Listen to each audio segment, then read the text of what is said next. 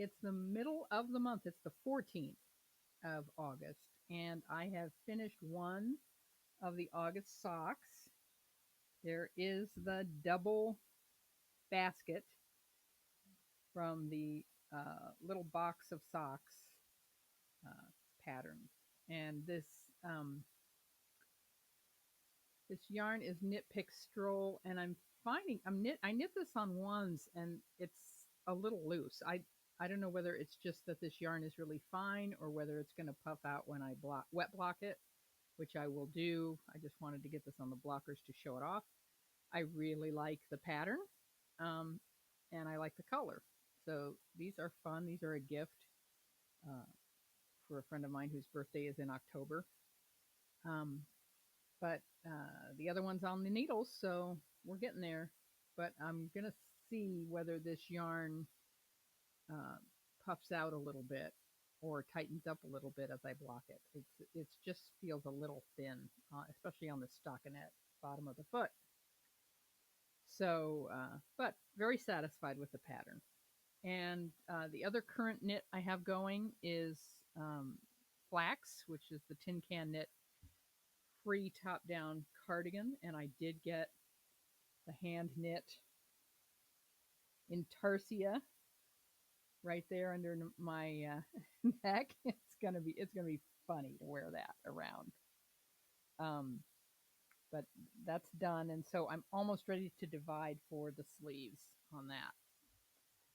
And I also am working on a cowl, and that it's a crocheted cowl, and I'll bring that out and show you when I do my cowl show because I've done cowls for all three of the teachers and both of the organizers of the Grocery Girls cruise. And if you're on Ravelry in Grocery Girls channel, then you've seen those. I've posted those for their cruise knit along.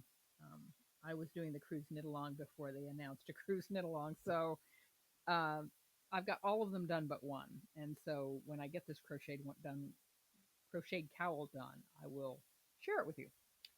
Um, I wanted to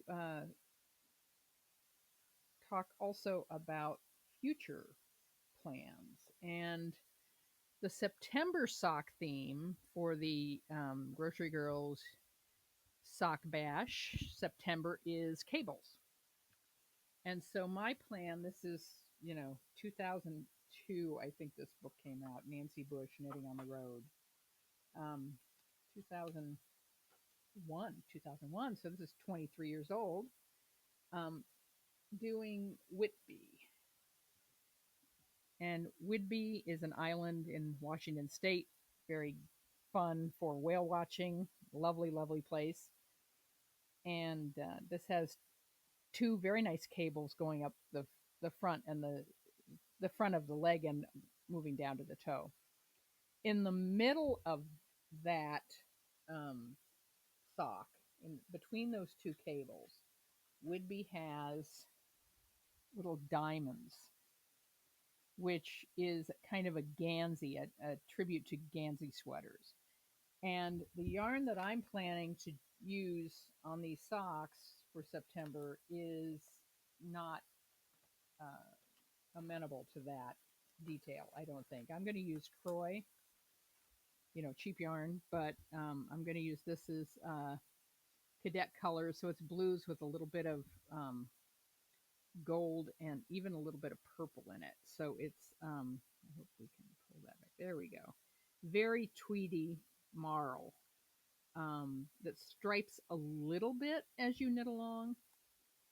And I'm going to move up a needle size to what I usually do. I'll be knitting these on twos. But I went to Ravelry and looked for projects where people had knit this Whidbey sock in this yarn. And there was a knitter named Melissa who knit Whidbey socks in this yarn, and she did knit one, purl one in between the cables. And so I admired that and left a comment that I liked that. But as I thought about it more, I think I'm going to do seed stitch in between the cables. I'm not going to put that diamond because it won't show up. This yarn is too busy. But I think I'll do seed stitch in between the cables, and I think that'll work out. very nicely. Uh, so I wanted to do a hat tip. I think I've mentioned this channel before. I've been watching Knitting Esquire, a lawyer from Florida who knits and loves to knit socks. Knits socks on cir- very short 9-inch circular needles, which I have tried and I just my fingers won't do that. I need double points. But uh, Knitting Esquire knits a lot of socks, so I have a you know affinity for her, and also she divides up her podcast by current projects, future projects, and excuse me, acquisitions. She does a whole section on acquisitions, and I am not acquiring a lot of new yarn. I don't enter yarn giveaways, as I think I've said, uh, but um, this weekend at guild meeting there was a uh, big, huge box of yarn to give away and other accoutrements, yarn, knitting stuff. And I took um, some hat yarn and some cotton yarn for a friend of mine who knits a lot of cotton. And I also took from the pile this set of Knitter's Pride Carbones straight needles, um, which that's not cheap. I know they sell these at Walmart, but these are not cheap. And so now I have Carbones, what I would call these my swatching needles, because I don't knit on straights very often. But uh, yeah, it's nice to have them for nothing. I'll take them for free. Uh, and then, yeah, I took some hat yarn, which I know I'll be knitting hats later this year because I'm doing, for a guild meeting in November, I'm going to do a hat uh, presentation to the guild, and we're going to all cast on hats because the church where we used to meet does a hat giveaway at Christmas, and we of donated hats. So we'll be knitting for the Smitten Tree, they call it. Other acquisition this week came as quite a surprise. I got a very nice card from a woman in Oregon named Patty, and Patty wrote me, and she sent me this little card that says "Knit, Purl, Sip, Repeat," which quite a very nice mantra. I like that. Uh, Patty writes, "Greetings from Southern Oregon. First things first, happy belated birthday, Fran. In honor of your knitting podcast and your attention to sock knitting, I'm sending a skein of sock yarn from our fabulous local yarn store." Oh my God. This is Lane's du Nord Infinity Sock. And look at that color. That is matching stripes, ends at the toe or starts at the toe with this bright green, yellow green, and has teal and pink, and it's just unbelievably gorgeous. Too pretty for socks, I think. I really think it needs to be a hat or a scarf. Um, it's just lovely. And thank you, thank you, thank you. Um, Patty continues. Uh, I'm an addicted knitter who always has at least 2 or more projects on the needles. 2? Is that all? I hope it's more. Um, your enthusiasm for knitting socks inspired me to cast on for a new pair of socks. Fantastic. I'm using the pattern Free on Ravelry, my cup of tea socks. I'll have to look at that one.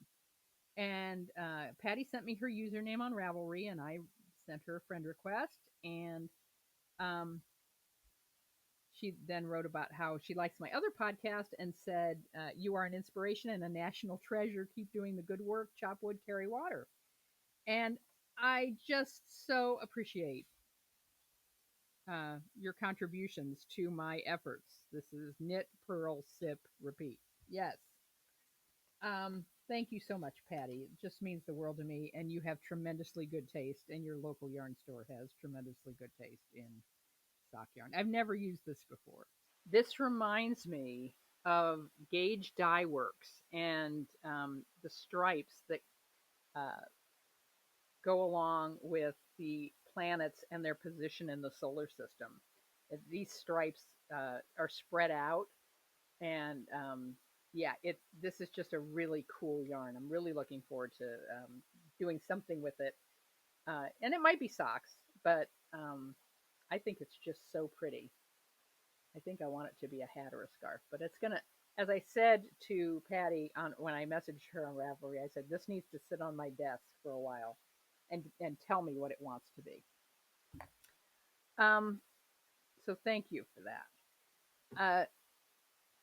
I wanted to talk just a little bit about bullet journaling as a knitter, and I don't do a lot of bullet journaling. I've tried it. I've tried different techniques for journaling. I used to do a website called 750 Words, which is a blank page where you type and write 750 words, and you get points for going quickly, and you get points for doing it every day.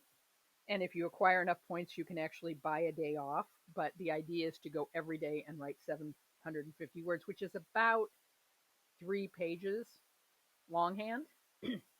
And so it runs very much along the lines of Artist Way, which does 3 longhand pages every day of journaling. Bullet journaling, as most of you probably know, is much more of an organization tool. And I have tried that in various ways. There are now a lot of people selling uh, different kinds of bullet journals based on whether you have ADHD or are a crafter or have some other situation that where you might want to track certain things, and they have trackers printed in those. And I think those are helpful. Um, I have tried some of them.